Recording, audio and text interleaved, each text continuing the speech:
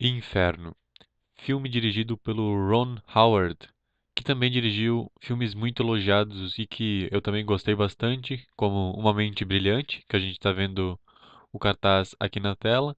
Também o Frost Nixon. Frost Nixon é de 2008, Uma Mente Brilhante é de 2001.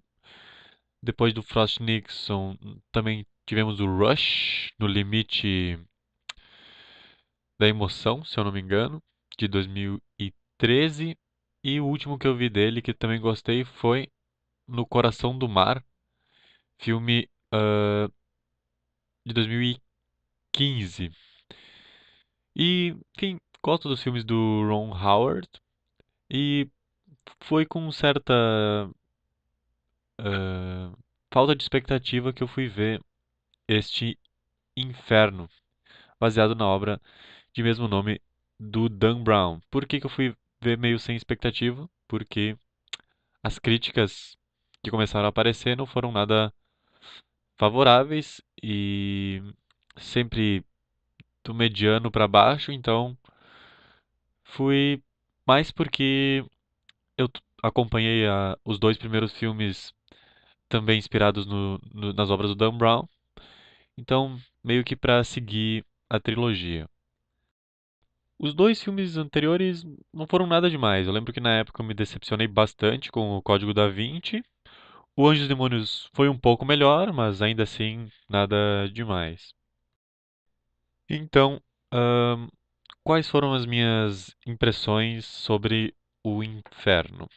Eu vi ele faz uma hora, então estou chegando agora em casa e já vou passar as primeiras impressões, o que passou pela minha cabeça, assim, logo após ter visto o filme, sem ler nada, sem ler críticas, simplesmente o que eu gostei e o que eu não gostei. Para começo, o filme me manteve interessado do começo ao fim. Isso é bom, mas talvez seja o tipo de filme feito para pessoas como eu, que gostam de literatura, de arte, e não sei se para qualquer pessoa vai manter a atenção. Até porque tem muitas referências à história da arte, enfim, talvez isso possa parecer desinteressante, talvez para algumas pessoas. Então, talvez, né, o filme tenha esse lado, né, esse aspecto de ter sido feito para um público mais academicizado, se é que essa palavra existe. E não que isso seja bom ou ruim, é apenas uma constatação, comigo tentando entender por que que eu fiquei atento do começo ao fim, né? Nada mais do que isso. Bom, continuando a segunda coisa que o tempo inteiro não parava de passar pela minha cabeça durante o filme era como essa atriz, a Felicity Jones, como ela é bonita, né? Como vocês vão poder ver nas imagens aqui, ela tem um olhar muito penetrante e a presença dela não tem como ignorar, ela é muito forte, assim. Então, me surpreendeu muito o papel da Felicity Jones. Outro ator que eu gostei muito é este que a gente está vendo agora na tela, que é um ator que eu já tinha gostado muito dele no In Treatment, seriado. Ele aparece na terceira temporada. O nome dele é Irfan Khan e aqui ele assume um papel de um diretor de uma agência secreta, que aqui, né, é a agência secreta da vez, a menos interessante de todas que já apareceram, seja nos livros do Dan Brown como nos filmes, né? Nós tínhamos antes a NASA, a NSA, NSA, né? A, o Vaticano, os Illuminati, enfim, aqui tem essa agência de proteção a pessoas poderosas, enfim, nada comparado às outras. Mas esse ator aqui, ele assume um papel bem curioso, que é o diretor que se arrepende por ter feito algo ruim e tenta reparar o dano ajudando a prender a pessoa que ele estava ajudando. Outra coisa que eu achei que me agrada, né, bastante, e que eu particularmente gostei, é uma espécie de tour que o diretor e o autor nos oferecem pela Europa, né? Uma característica já vista nos dois filmes anteriores em que o Robert Langdon, que é o personagem principal aqui, aparece, né? Que é Anjos e Demônios e no Código da Vinci. Então a gente vê bastante cenas na Itália, né? E a gente acaba se acostumando com as cores da cidade, um amarelo, um dourado, que sempre aparecem ah, nas cenas, remetendo àquela época de ouro do Renascimento italiano. Sobre o inimigo, assim, do filme. Bom, eu acho interessante do seguinte ponto de vista: ele atualiza o autoritarismo para os nossos dias, né? Para nossa época tecnológica. O vilão é um acadêmico, uma pessoa com ideias revolucionárias que usa a ciência para justificar suas intenções e que acaba utilizando de uma arma biológica para ameaçar o mundo. O filme ele acaba também, e isso é um traço, né, que j- aparece nos livros, em todos os livros do Dan Brown. Eu só não li o símbolo secreto, o símbolo perdido e esse inferno, mas os outros eu li, que é a questão de manter a mesma estrutura narrativa, né? As coisas não se alteram muito do Dan Brown, né? O que se mantém? A trama tem muitas reviravoltas. Quem era mocinho vira bandido, vice-versa. Uma pessoa que ele confiava se mostra não confiável. Frequentemente o Langdon acaba sendo enganado por pessoas que ele confiava, né? Aqui nós temos uma imagem de um dos quadros que vai aparecer no filme, né? Que é o Inferno do Dante, representado pelo Botticelli. Passar mais uma imagem aqui, que, né, é a obra do Dan Brown, que inspirou esse filme. Vamos ver mais o que temos a dizer sobre o filme. Bom, essa relação aqui do Langdon com a atriz principal, que, se não me engano é Sienna, o nome dela. Ela é muito interessante, principalmente quando a gente descobre que ela, enfim, qual é o verdadeiro papel dela no filme. Esse policial aqui, personagem razoavelmente interessante, mas o que eu queria mostrar pra vocês é que a relação do Tom Hanks com a Felicity Jones, ela é mais interessante que a relação do Tom Hanks com a mulher que representa a diretora da Organização de Saúde Internacional, alguma coisa assim, que não tem nada de interessante, é um pouco chata até, e que não é, porém, o casal mais interessante do filme, o que fica por conta da Felicity Jones com o vilão do filme, que é o responsável, pela ameaça biológica. É uma relação bem curiosa de uma pessoa que acredita nas ideias de outra e que acaba seguindo voluntariamente os planos dessa pessoa. Daí aqui aparece, né, outra crítica ao totalitarismo, e dessa vez na, na sedução de certos discursos, né, que impressionam pessoas muito inteligentes, como a personagem principal aqui. Outra coisa que eu gostei também, né, daí outra coisa, né, que tem a ver mais comigo, né, é o professor universitário como um personagem principal, né?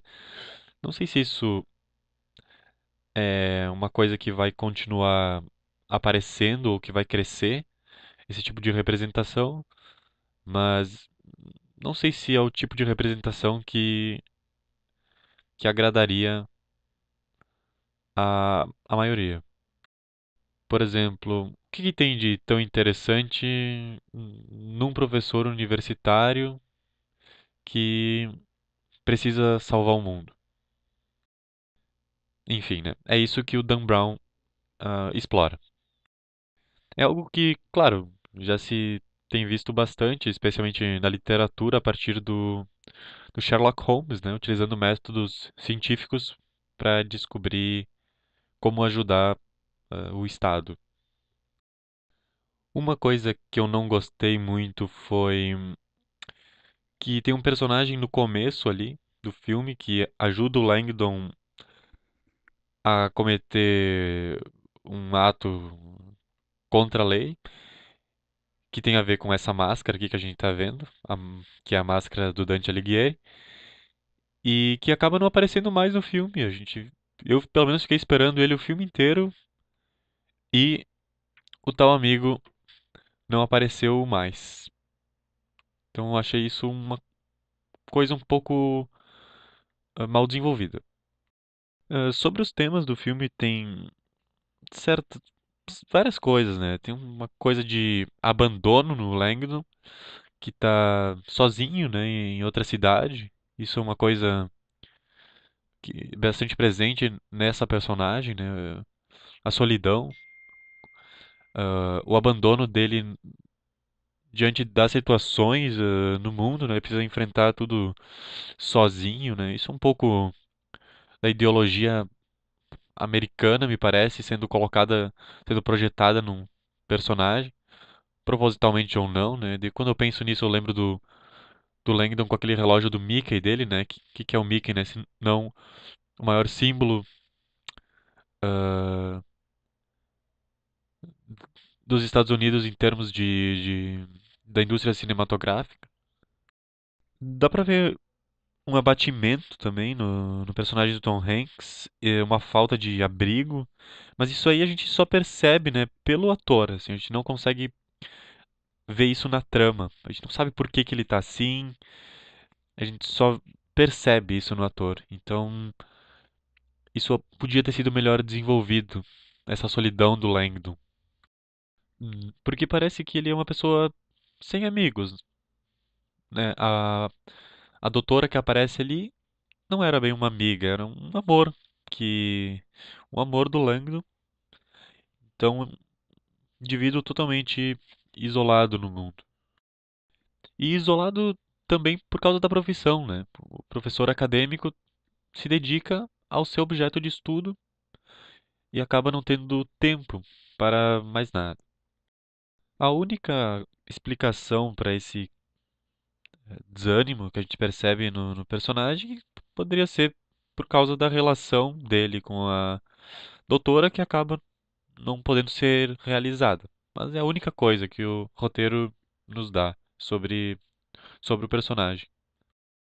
Outra coisa que me chamou a atenção é a falta de humor, né, do filme. O filme é um filme sério, um filme que não se permite, exceto algumas piadas cheias de referências acadêmicas, né, não se permite brincar muito.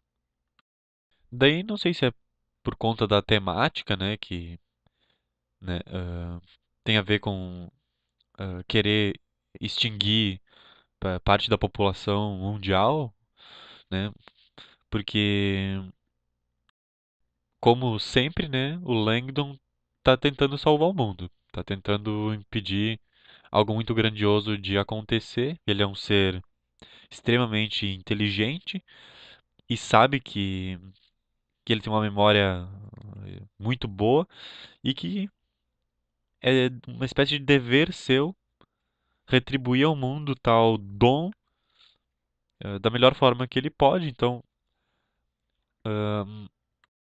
talvez esteja ali a razão de tanta seriedade. Outra coisa é certa obsessão, né? Tem tanto do Langdon, né? Apaixonado pelo seu objeto de estudo, que são os símbolos perdidos, história da arte, e a obsessão dos personagens que querem acabar com a humanidade, que é também uma obsessão que deriva de uma certeza e de uma vontade de descobrir um conhecimento que seja possível de ajudar o maior número de pessoas. Uma coisa que me agradou é que o Langdon ele não é sentimental, não se deixa ser sentimental pela personagem da Felicity Jones.